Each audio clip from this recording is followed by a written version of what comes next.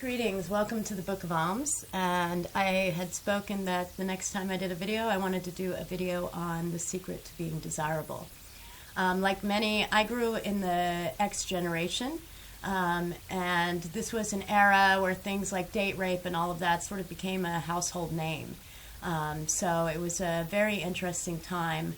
And I remember fondly entering, well, I wouldn't say fondly, but I remember entering sort of sexuality and relationships kind of very confused. And our society had sort of programmed that generation and developing generations since then around this concept of, being desirable was about your body and about how much you've showed off and, about being sexy or flamboyant or cleavage or whatever. And I started, this was in Orlando, Florida, which ironically I just returned to after 23 years. And I've watched sort of the decline of that, which has very much become this sort of superficial plastic kind of ideology of beauty and desirability. Yet, ironically, to come back 23 years later as a sort of observant and more modest individual, I did sort of jump in and buy some like how do I fit in here and how can I start to build my music career or whatever. So I sort of dove into their way of being. But it's been very interesting because between Florida and New Orleans in my my mid to late teens, and what I thought as a young person was desirable, and how as I have grown spiritually and become more modest and become more self-respecting, how that's shifted a lot of things, and if only I'd known this when I was young type of things. And also, living in Europe too and being sort of a more virtuous human being and having people project. I mean, this is one of my workshops on empowering the divine feminine and masculine sort of was born out of this. Like when you are this sort of more divine being, people are really drawn and magnetized to that. And when that was first happening, I was a little bit too humble to even understand what it was about. And, and people would approach me in a way that just was not even, it seemed very disrespectful. But as I sort of progressed, I realized, this is what people are taught. This is how they're used to relating. And this dynamic of the divine feminine is only just like emerging, really. And these poor women, they're going into society and into these social arenas where being virtuous or being modest is actually looked down upon. I mean, I've even had in places like Amsterdam, I've had people like tell me that I have issues or that I'm dysfunctional because I'm unwilling to sleep with a stranger. And these sort of things are, I imagine when I was young, being a young woman, wanting to fit in, wanting to be desirable, wanting love, wanting acceptance, it could be very, very damaging to someone who actually has a divine sort of vibration. A lot of young people now are being born with knowledge and awareness that has been sort of beaten out of much of the global population due to, capitalist structures and so on and so forth. We've seen many people talk about the definition of beauty. We have beautiful people like Alicia Keys, who's now stepping out and not wearing makeup and being natural. There are people as well, like, people who have the hair extensions and whatever. It's destroyed their hair, their scalp, their ability to even grow hair. Yet if they have dreadlocks or natural hair, they're being attacked for this. So we have this emergence of the divine feminine, and we have a society that is preying on our lust and vanity, which is breeding sort of a dysfunction. And when we actually try to move out of that dysfunction into a more sophisticated, honorable, and virtuous way of being, then the society wants to attack us for that. And, my Divine Feminine and Masculine workshop has all been about empowering those young people. And I did this workshop in Holland, which is kind of where it was born from, because I couldn't actually go out and socialize anymore.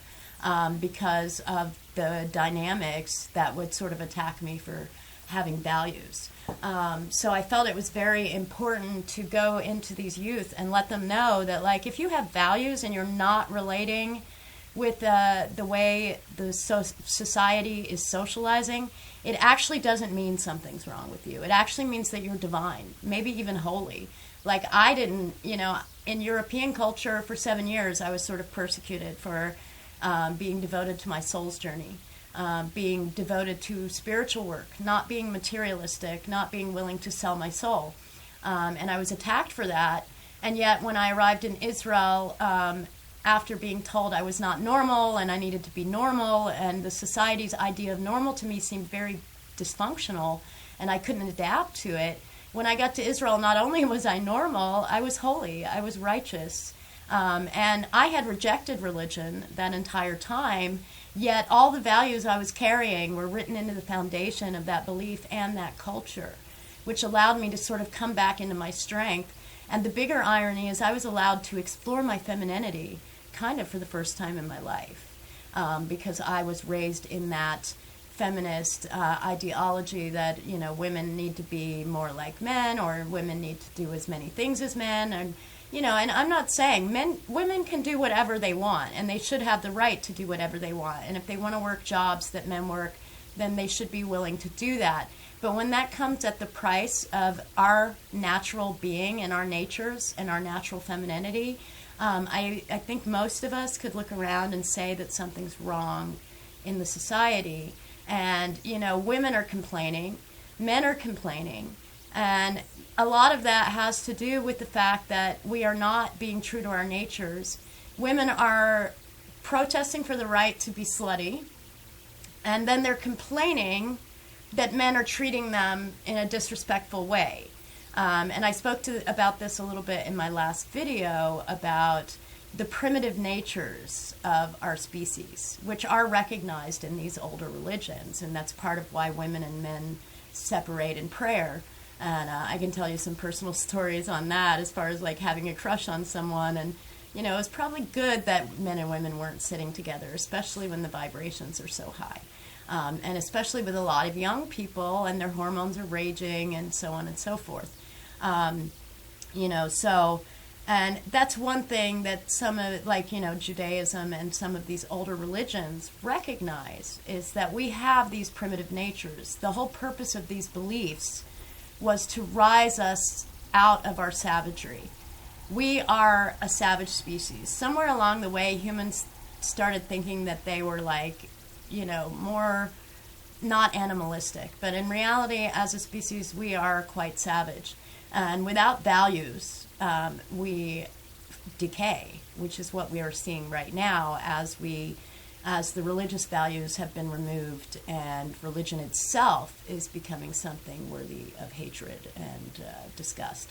And I had fallen prey to a lot of those things, yet I had continued seeking sort of spiritual awakening and enlightenment through many other doctrines, which ended up tying into this religion that I had been rejecting. Actually, I hadn't rejected it.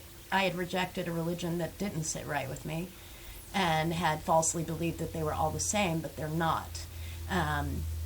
And through my spiritual journey and growth, I would come to actually be completely aligned with the oldest religion, which would then be the only source of affirmation for my being in modern society. So, and it was funny because I had defended a lot of the attacks on the Muslim religion before I even realized my Jewish heritage, because I had grown in this society where, why would a woman wear a burqa? Let's see, have you ever walked into a bar in Amsterdam? I mean, when you are a woman who has worth and value, who wants to be appreciated for more than a material, physical thing, and especially these holy, holy spiritual people who have this vibration, and this ties into how to be more desirable, because as I became more virtuous and more modest and more self-respecting and self-loving, not only did I sort of not even be interesting to the more primitive men who would often leave me feeling gross or disrespected or unappreciated, or as if I had issues for being virtuous, which could be really damaging to a young girl aching to belong and fit in. So it was so funny because I spent my youth aching for love and acceptance and using my body as a way to attain that, and being objectified to the point now that being objectified kind of grosses me out, and never really attaining the love and appreciation for who I truly was that I had always wanted. And that did make me bitter. I couldn't, and this goes into the feminist needing to take some accountability, because we end up blaming the man for treating us disrespectfully, but yet we're attracting attention based on these primitive aspects of our nature, which are more animalistic. So if we want to be sluts who expose our body, we have to accept that we are going to deal with the more animalistic sides of men.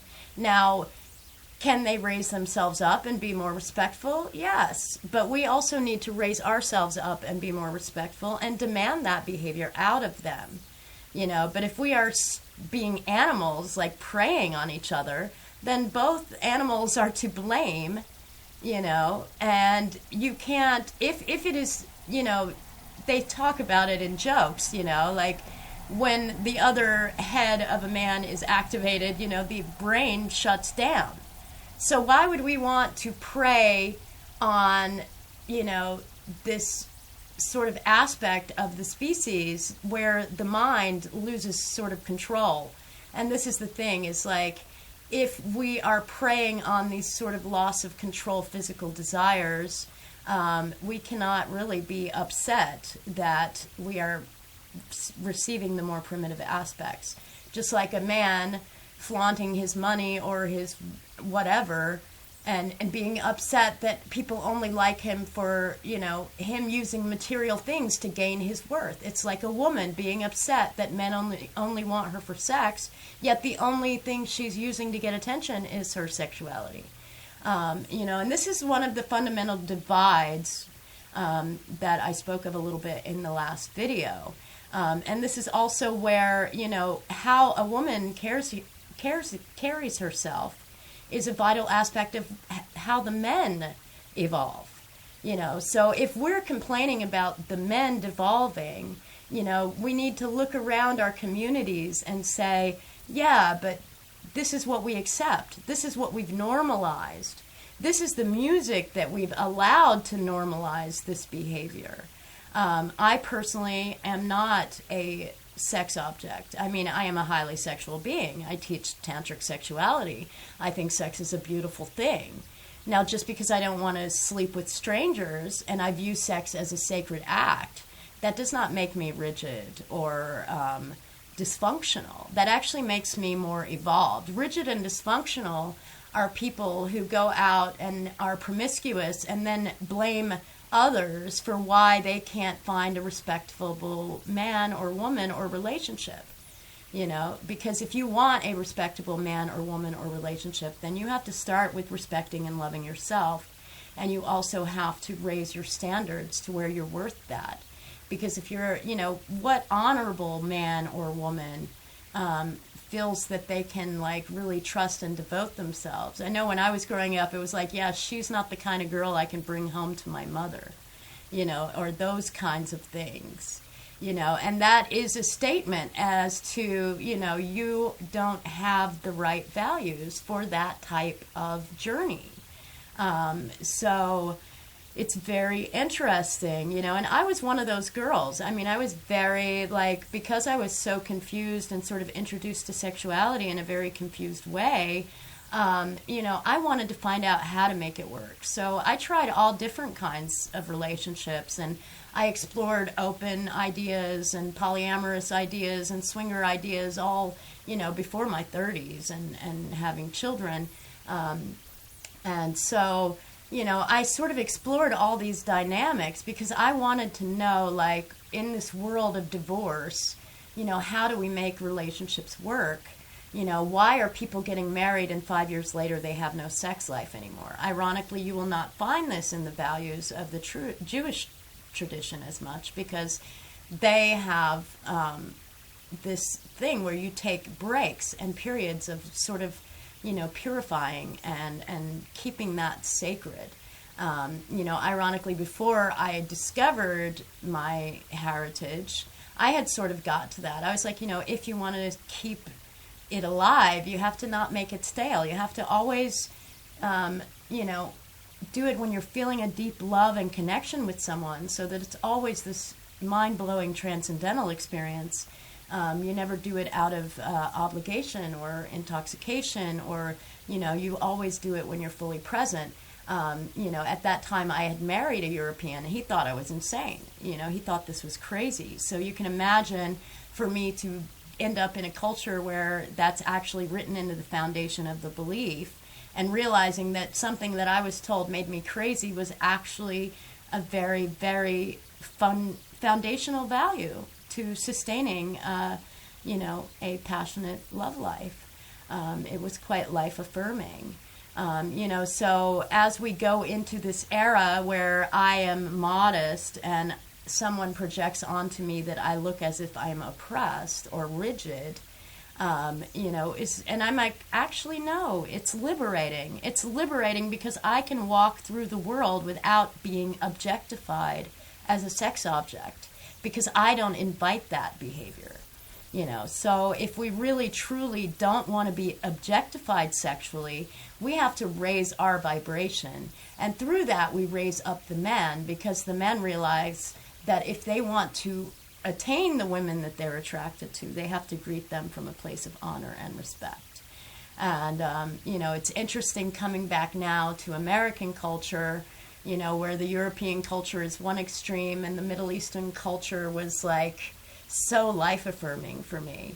And then coming back to American culture, where there's sort of there's all these different contrasts, which sort of makes America really beautiful in a way, because, you can sort of be whoever you want to be here, and you'll always find a place to fit in, which is what made Europe very hard for me, because it was like, you very much need to be like everybody else. You need to sort of conform and fall in place and feed this sort of machine that everybody is like, programmed with from very early on.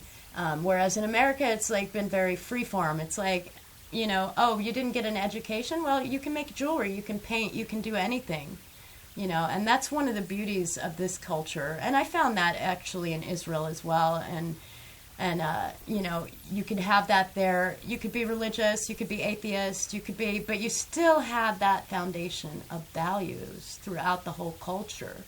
So it was more capable for people to have that diversity, because they still grew under the same values that sort of allowed them to foster harmony within their society. Whereas currently, we have all these extremes in America now, where it's like, I'm right and you're wrong, and we have all these divisions that are coming out of that. And we have, the slut walks and the feminist marches, and a lot of man-hating and patriarchy and all of that kind of stuff. And, I used to be sort of one of those people. I've seen the best and worst of men, and I've seen the best and worst of women, and what I end up saying in the end is that both parties are to blame. And all this blaming the other and not accepting responsibility for your own actions and your own behaviors, and how your own lack of self-love, because I ended up in an abusive relationship, partially because of my compassion and my unconditional love, but also because I was allowing, or my compassion for them, my compassion for the pain they had endured that made them cruel, had caused me to overlook what I deserved, because I wanted to help them. Or because I had some dynamic, for example, I was told I was dying, although they've never found what I'm dying of. But due to that, I actually didn't think that I was worthy of the type of partner that I truly desired. That, of course, has changed now. But due to that, I ended up in relationships where I was actually being preyed upon because of that vulnerability. And, it was even thrown in my face, well, who's going to love you, And they use these abusive type of people use these things to sort of keep us entrapped. And then in the end, we take no responsibility for the role that we have played, which is, I didn't love myself. I allowed someone to treat me less than I deserved and to abuse me because I didn't know my own worth. Now I know my own worth. When I see those type of behaviors, I'm like, out. I'm done. Like, no. Narcissistic behaviors, controlling behaviors. These are behaviors of people who really don't love themselves. And people who really are lost on what a healthy relationship actually is. But it's a there are whole cultures around this narcissism, and they think love is how well they can control the things in their environment, but love is how much you allow the people you love to be who they are. Most people, and I spoke of this in my Divine Love and Sacred Sexuality workshop, most people are projecting the love they want onto someone that they've never allowed to become that person, and then in the end they end up sort of disappointed. But let's get back to the point, because that's another topic for another day. So in my youth, yes, I was very popular and very desirable, but desirable in a way that didn't really turn into lasting, harmonious, loving relationships. I had been programmed to believe that how I dressed was desirable, how I flaunted my body, how I used my body, and that by giving sex to another was a way to attain love. Ironically, that really never led me to what I really desired. But as I raised more spiritually and became more self-loving, became less tolerant of sort of, the objectification, and more modest. I mean, to be honest, since I've become modest, I've become more desirable than ever in my life. And I'm like, if only I'd known this when I was young, because that kind of attention was not really what I wanted. What I wanted was acceptance and love and appreciation. And now the people that come into my life are fewer and far between, but they really honor and respect me and love me, and they're here for the right reasons. They're not here for what they can get or what they can take. That's been a big part of my sort of really leading a spiritual life without buying into the material system for a while, because I've wanted to actually understand, how can you be treated as this sort of spiritual being, something that's still respected in religious cultures. But in Western cultures, it's actually starting to become they're literally trying to sort of label it as a mental illness. Which it's not. It's actually, when I think of all the things I've been through and, how I've found peace and harmony and health, healing, profound, more than any drug or therapist could ever give to me. Through, prayer and devotion and following basic fundamental values that religion have always taught. And if we look back in the times that those were fundamental parts of the culture, like they are in many Middle Eastern societies, our society was healthier. Relationships were healthier. Parental relationships were healthier. Children, family structures, everything, was more harmonious. And as those things fall away, we fall more into these hateful, violent societies. This idea of what's desirable that we've been programmed by is something that actually feeds a social, single, capitalist consumer lifestyle. If we look at everything as objectification, money, sex, you end up with a lot of people that are out drinking, having fun, having random promiscuous sex, and ending up lonely because they're not being loved and appreciated for who they are, which is something I remember quite a bit. eventually, casual sex just didn't even work for me anymore, especially as I started to have these more divine and sacred interactions, because it felt empty and it left me feeling sort of gross and lonely, whereas in my youth it had fulfilled me. And I'm not saying that it's not part of youth, because I'm pretty sure that that sort of wild, free-spirited college kind of thing is part of our growth and part of our hormonal adjustment. But eventually it doesn't work anymore. Like, it doesn't even turn me on. That approach, like, if you're not sort of speaking to my soul and my mind and my heart, I always tell people, start with my mind, that's the way to my heart, and after those two, maybe you'll make it, somewhere else. And, that's a part of maturity, that's a part of the value systems, that's a part of also my love of self and self-worth, something that I really did not have most of my life, something that I think that we're being denied as a populace, because an insecure populace is more docile and easy to control and easy to dominate, and also its desire for acceptance is very easy to mold in any direction based on what we make trendy.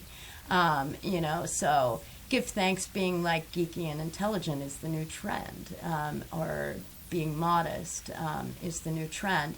But isn't it ironic that immediately, much like my discussion about feminism, these people who cover their heads, they don't buy into these vain aspects that drive propaganda, we are immediately fed propaganda that these people are being oppressed, that they are not allowed to show their hair.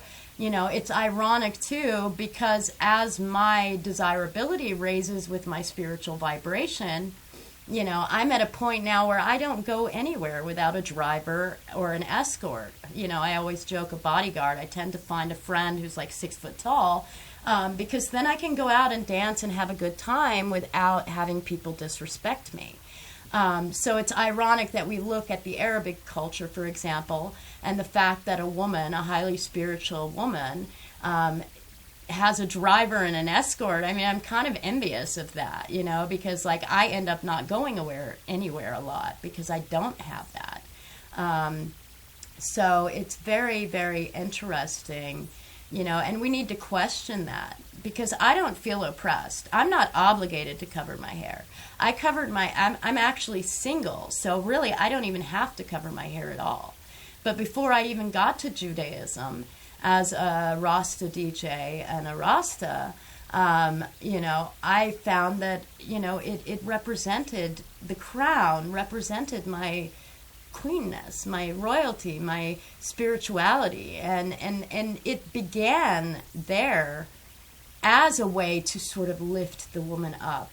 This is your crown. You are royal. You are divine. Tap into that. And as I, here in America, I was just like a Rasta. In Europe, I was like, something else. But still, I would cover my hair because I just felt more beautiful and more respected and more honored when I did that. And the same goes for, and many people say, oh, show your hair. You look so beautiful with your hair. And I would do it on occasion. I would let people convince me to do that. But I just never liked the attention. I preferred the attention that I got with my head covered. And I preferred that it sort of kept a lot of unsavory types of people away from me. The same with, covering my body. It is, men honor that more. They don't worry about, what if they go out with their woman, that they're going to have to like fight with a bunch of dudes that are trying to like flirt with her. And it's not to say, jealousy or whatever, but these are part of basic primal human nature. If you have a strong relationship, you really shouldn't need to be jealous. Unless you're insecure, unless you are not sure about your own worth, or you don't have trust. And those are two things that are going to be a problem in relationships no matter what. But as we raise ourselves spiritually and with proper values and with our love of self, also not being promiscuous, it's like my sexual energy, I guess, has become like something crazy because people, when they come around me, they, based on where they're at, they feel love, they feel sexual desire, and it's just this vibration that I'm cultivating out of my love of self, my view of sex as a sacred and beautiful thing, and my saving that energy. But in the process, that's made me very respectable, honorable, and desirable. So I would like to say this for young women trying to... Hold on, I'm in a video. For young women trying to be more desirable and valued, that this is it's an approach you might want to explore. Because I have came from all of the other extremes, and I have found adopting these values and traditions have enabled me to become the woman I've always wanted to be and to attract the partners that I truly deserve. Blessings and love.